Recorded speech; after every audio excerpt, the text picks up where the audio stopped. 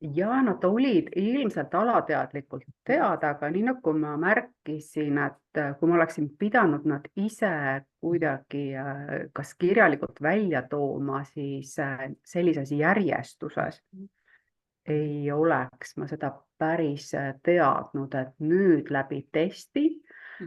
nähes, tutvudes selle taustaga, ma saan öelda, et see on kasvatanud eneseteadlikkust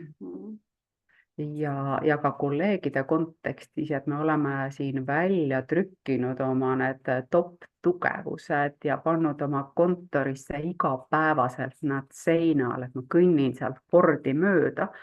ja märgates ja teadvustades neid, et see omakorda aitab tuua taaskord sellist paremat õhkkonda, märgata rohkem ja arvestada oma tiimiliikmetega. Ja sa liikusid juba nii kenasti oma tiimi juurde,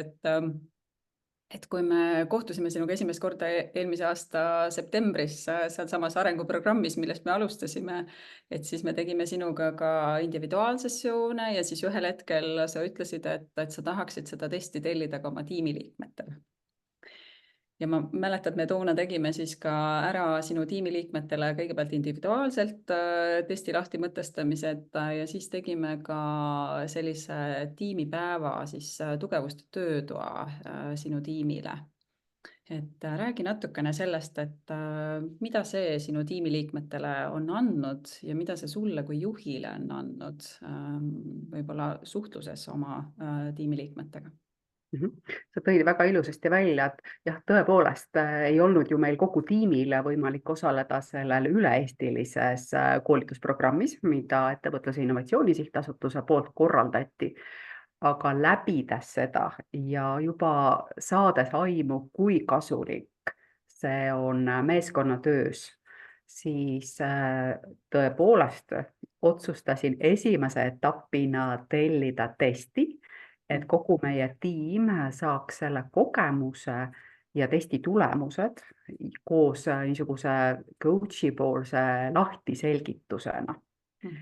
Ja kui see oli tehtud, siis sellele järgnes veel, nagu sa ilusasti ütlesid, selline meeskonnapäev, kus kogu meie tiim sai selle võimaluse siis olla koos, käia läbi need meeskonna tugevused personaalselt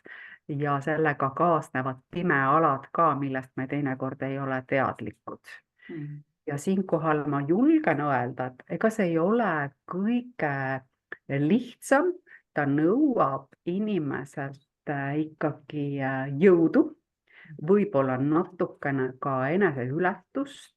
sest piltlikult on tegemist ju enda niisuguse sisemaailma tugeva analüüsiga, et sa oled haavatav,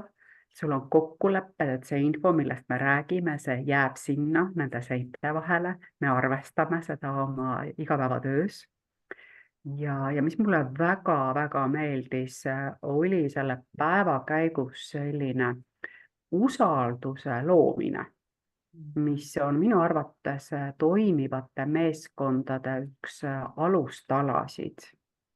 Me saime teada meie tiimi